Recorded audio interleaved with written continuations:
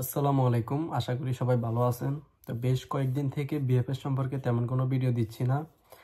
আর video না দেওয়ার কারণ হচ্ছে আমি ভাবছি ভিডিওগুলো আরও পরে দিব।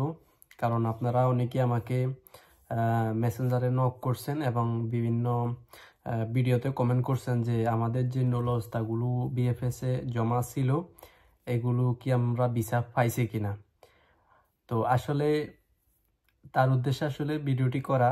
তো যদিও ভিডিওটি করার উদ্দেশ্য ছিল আরও পরে, যখন আমাদের নলস্তাগুলোতে ভিসা হবে তখন করার সিদ্ধান্ত ছিল।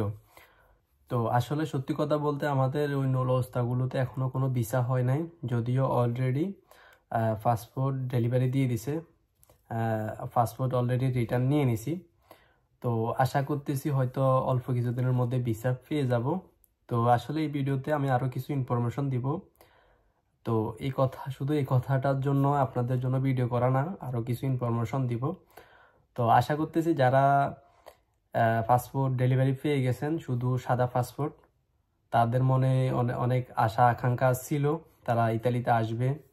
তো আসলে ভুলবশত তারা অনেক মাস অপেক্ষা করার পরে বা অনেকের ক্ষেত্রে বছরের অধিক অপেক্ষা করার পরে এখন এরকম একটা সিদ্ধান্ত ইতালি এম্বাসি নিছেন। ব্যাপারটা দুঃখজনক হলেও কিন্তু ব্যাপারটা একদিক থেকে ভালো, আবার আরেক দিক থেকে একটু খারাপ হচ্ছে। সেটা হচ্ছে অনেকে মনে করতেছে যে তাদের এই পাসপোর্টগুলোতে হয়তো এই নলস্তাগুলোতে ভিসা হবে না, তারা এই দুশ্চিন্তাই করতেছেন। কারণ হচ্ছে আপনাদের অনেক আশা আকাঙ্ক্ষার পরে হঠাৎ করে এরকম একটা সিদ্ধান্ত নেওয়াতে আপনারা অনেক বিপদগ্রস্ত হয়ে গেছেন। তো আসলে চিন্তা করার কিছু নেই, কারণ হচ্ছে শুধু আপনারা যে সমস্যার সম্মুখীন হয়েছেন তা না, আপনাদের মতো শত শত মানুষ সেম। আপনারা এই নলস্তাগুলোর ভিসা কবে লাগাত পেতে পারেন, এই ভিডিওতে যে কথাগুলো বলবো অনেকে হয়তো নতুন শুনতে পারেন, কারণ সচরাচর সবাই এক ধরনের ভিডিওতে কথা বলে না। আমি যতটুকু জানি যতটুকু মালিকদের থেকে শুনছি ততটুকুই বলতেছি। তো আশা করি আপনারা যদি আমার কথা কোনো ভুল ত্রুটি থাকে অবশ্যই আপনারা কমেন্টে জানাবেন।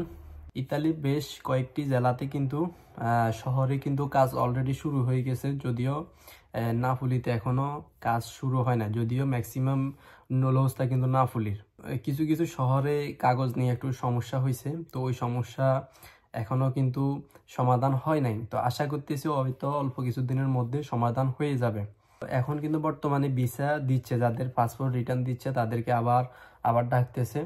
তো অনেকেই এই পাসপোর্ট রিটার্ন নেওয়া নিয়ে অনেক ভয় পাচ্ছেন। অনেকেই আমাকে কমেন্ট করছেন এবং আমার মেসেঞ্জারে নক করছেন যে এই যে পাসপোর্টগুলো এখন রিটার্ন দিচ্ছে এগুলো কি পাসপোর্ট উঠাবো নাকি পাসপোর্ট যেভাবে আছে এভাবে থাকবে। না, আপনারা পাসপোর্ট উঠে নিতে পারেন, কোনো সমস্যা নাই। যেহেতু আপনাদের নলস্তা অলরেডি তাদের কাছে জমা আছে, আপনাদের যখন নলস্তা সঠিকভাবে তখন আপনাদেরকে ভিসা দিবে। তো এখানে পাসপোর্ট ফেলে রাখি কোনো লাভ নাই বা কোনো ফায়দাও নাই। আপনারা চাইলে পাসপোর্ট উড়ে নিতে পারেন, কিন্তু অনেকে মনে করতেছে যে পাসপোর্ট উড়ে আনলে হয়তো আপনাদেরকে ভিসা দিবে না বা আপনাদের কাগজ রিজেক্ট করে দেওয়া হবে না। আপনাদের কাগজ যদি সঠিক থাকে অবশ্যই আপনারা ভিসা পাবেন, রিজেক্ট হওয়ার কোনো সম্ভাবনা নেই। তো এই হচ্ছে কথা, আপনারা পাসপোর্ট ফেলে রাখবেন না। যদি আপনাদেরকে পাসপোর্ট রিটার্ন আনতে বলে অবশ্যই নিয়ে আসবেন। অল্প কিছু কথা বলবো, কথা বলে ভিডিওটি শেষ করব। সেটা হচ্ছে আপনারা জানেন 2025 সালে একটা ক্লিক ডে আছে ফেব্রুয়ারি মাসে, যদিও নভেম্বরের 1 তারিখ থেকে 30 তারিখ পর্যন্ত ফাইল প্রসেসিং হচ্ছে নতুন কাগজের জন্য। তো এই কথাটা কেন বলতেছি সেটা হচ্ছে আমি বুঝাই বলতেছি। যে সমস্ত মালিকগুলো আবেদন করতেছে তাদের যদি পিছনের কোনো কাগজ থেকে থাকে এম্বাসিতে বা ভিসা হয় নাই বা ইতালিতে লোক আসছে, তারা যদি নতুন কোনো আবার আবেদন করার জন্য প্রসেসিং করে তখন তাদের সব কিছু বিবেচনা করে তারা কতগুলা লোকের জন্য আবেদন করতে পারবে, কতগুলো কোটা পাবে, সবগুলো নির্ধারণ করে দেওয়া হবে। আপনারা হয়তো জানেন এই যে নভেম্বরের 31 তারিখ পর্যন্ত ফাইল প্রসেসিং হচ্ছে। তো ইনশাল্লাহ নভেম্বর মাস শেষ হইলে ডিসেম্বর মাসে কিছু ভিসা পাবেন।